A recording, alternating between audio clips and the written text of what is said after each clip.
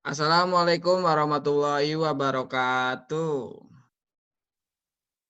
Waalaikumsalam warahmatullahi Waalaikumsalam. wabarakatuh. Kak, Saya Aris Sumaji, NPM 1907-1052 dan rekan saya Vivit Andriani, NPM 1907-1066. Di sini kami akan mempresentasikan materi tentang kompensasi finansial langsung yang akan dibacakan oleh rekan saya Vivit Andriani.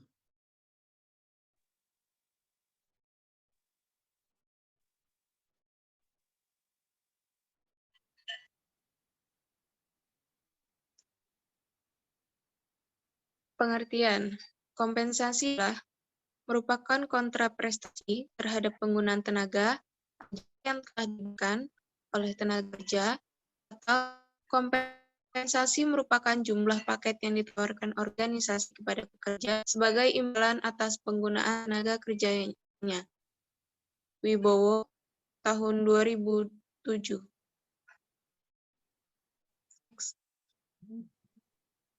Tujuan dari kompensasi diantaranya adalah untuk menghargai prestasi karyawan, penghasilan karyawan, tahan karyawan, atau mengurangi turnover karyawan,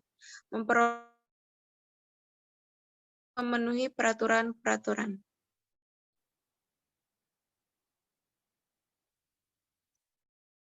Next.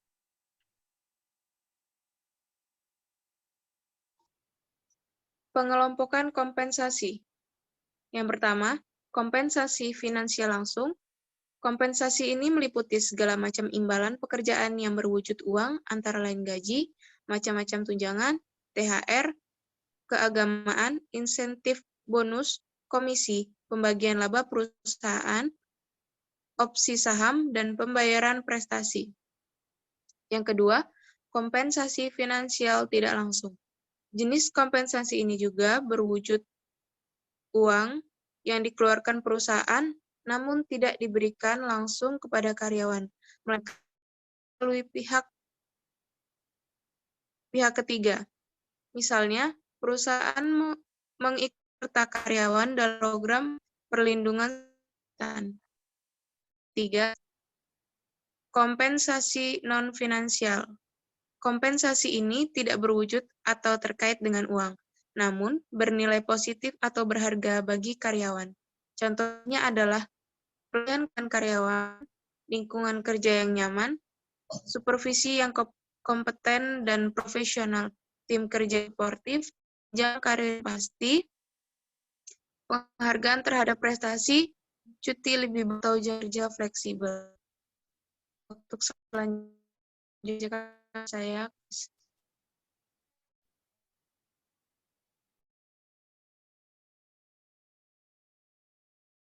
Oke, saya akan melanjutkan presentasi dari Vivit Andriani.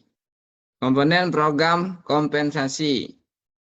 Gaji pokok. Gaji merupakan imbalan dasar yang dibayarkan kepada karyawan sesuai dengan tingkat ataupun jenis pekerjaannya. Gaji juga dapat disebut sebagai balas jasa.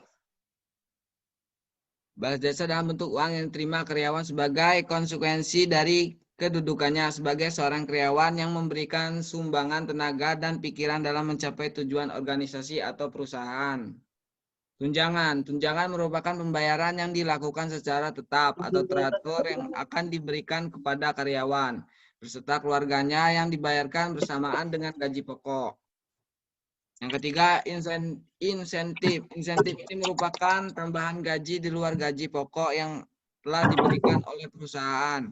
Program insentif ini disesuaikan dengan pembayaran tambahan berdasarkan produktivitas, meningkatkan penjualan omset atau profit keuntungan. Yang keempat, lembur. Lembur diberikan kepada karyawan yang melebihi jam kerja. Sudah ditentukan sehingga perusahaan wajib membayarkan upah lembur. Yang kelima, fasilitas. Fasilitas yang diberikan karyawan untuk menunjang untuk memperlancar pekerjaannya. Fasilitas ini diberikan meliputi mobil perusahaan, anggota klub, penggantian biaya parkir dan sebagainya. Keadilan dalam kompensasi finansial, keadilan individual.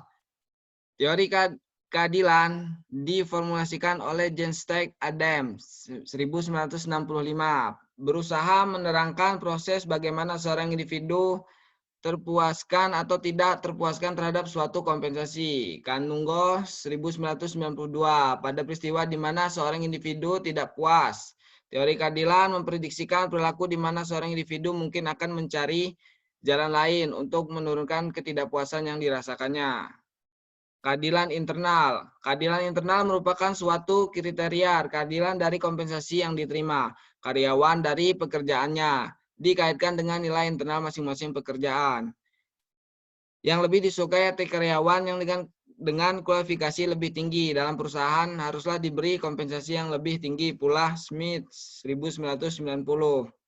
Keadilan eksternal. Keadilan eksternal atau sering disebut daya saing eksternal merupakan posisi kompensasi yang diberikan oleh suatu organisasi terhadap seorang karyawan dibandingkan dengan kompensasi yang diberikan oleh perusahaan pesaing.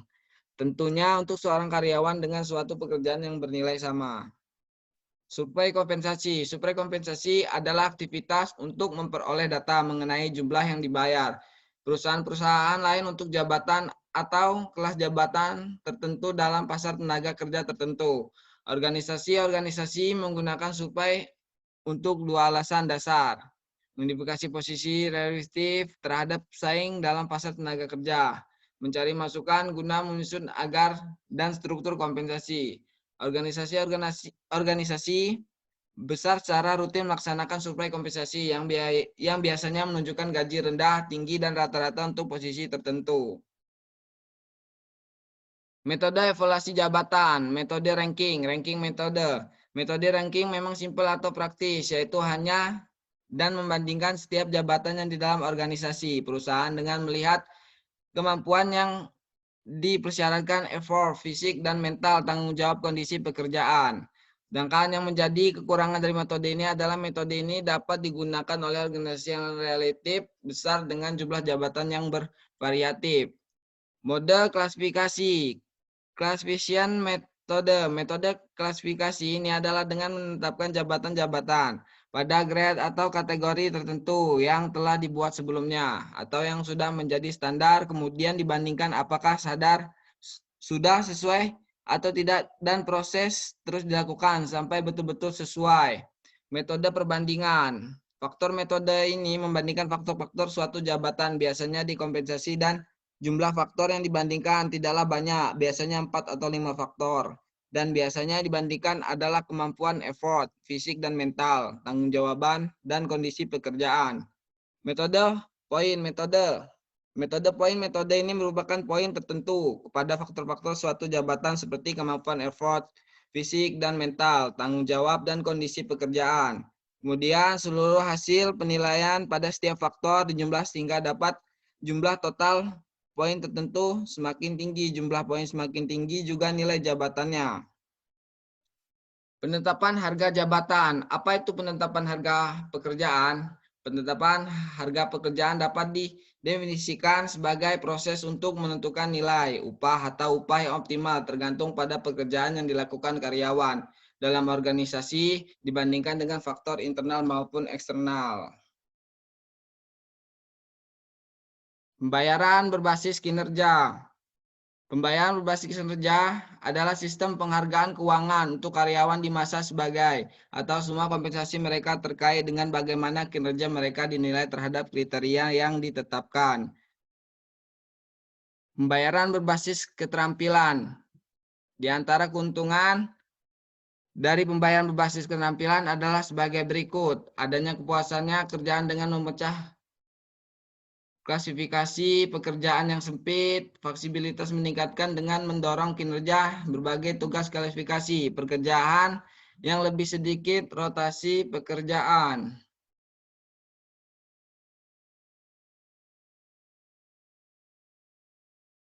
Dan organisasi lowongan sementara karena misalnya untuk absensi. Tingkat gaji yang lebih tinggi, pelatihan berkelanjutan, dan perluasan pekerjaan, mulai perluasan keterampilan cenderung mengurangi perputaran staf. Penghapusan pekerjaan yang tidak dapat dihasilkan tempat kerja yang memiliki keterampilan yang luas bukan sempit. Kepuasan kerja ditimbulkan oleh karyawan yang memiliki kendali lebih besar atau perencanaan dan pelaksanaan pekerjaan mereka. Pembayaran berbasis tim, karena usaha tim terdiri dari usaha-usaha individual. Para karyawan individual harus dihargai dan diberi imbalan atas kontribusi mereka. Namun agar tim bisa berfungsi secara efektif, perusahaan juga harus memberikan imbalan berdasarkan kinerja tim secara keseluruhan. Kesimpulannya, kompetensi memang memegang peranan penting dalam meningkatkan kinerja karyawan. Satu alasan utama seorang bekerja karena untuk memenuhi kebutuhan hidupnya. Seorang akan bekerja secara maksimal agar mendapat kompensasi yang sesuai. Pemberian kompensasi dapat diberikan dalam berbagai bentuk, baik bentuk finansial maupun non-finansial. Kompensasi finansial antara lain berupa gaji atau upah dan insentif, komisi atau bonus. Pemberian bonus dalam bentuk finansial terhadap karyawan menjadi trik tersendiri bagi perusahaan yang ingin mengembangkan usahanya. Terima kasih. Inilah presentasi dari kami. Silakan yang ingin bertanya, kami persilakan. Buat kawan-kawan yang ingin bertanya.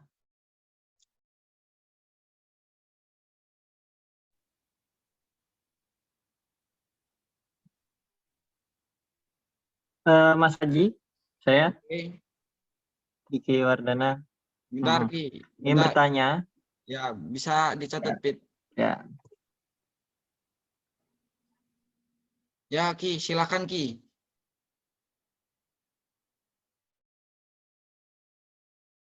Bapak Diki.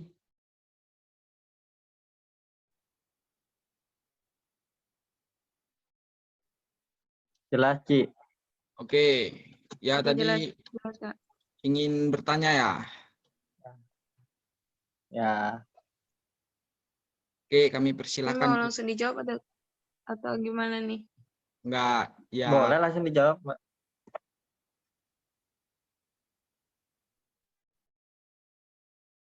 Oke, silakan Ki. Apa yang paling penting memberi kompensasi? Boleh dijawab Mbak Pipit mendengarnya? Dengan paling penting kompensasi. Itu pertanyaan. Iya, benar. Oke, jadi sebelumnya kapasitas perusahaan diartikan sebagai kemampuan perusahaan finansial memberikan gaji atau kompensasi. Hal ini sebaiknya jadi pertimbangan utama agar perusahaan tetap memiliki kondisi finansial yang stabil dan menghindari inefisiensi keuangan. Jelas? Atau mungkin ada yang masih mau ditanya? Oke, jadi pemberiannya standar dari melihat finansialnya ya, Kak? Iya, benar. Oke, Cukup. jelas. Terima kasih.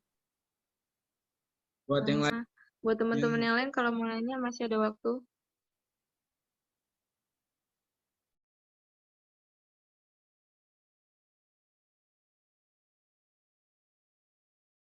Baik, jika rekan-rekan tidak ada yang ingin bertanya, kami akhiri materi dari kami. Bila ada salah kami mohon maaf, pada Allah kami mohon ampun. Wabillahi taufiq wal hidayah. Wassalamualaikum warahmatullahi wabarakatuh.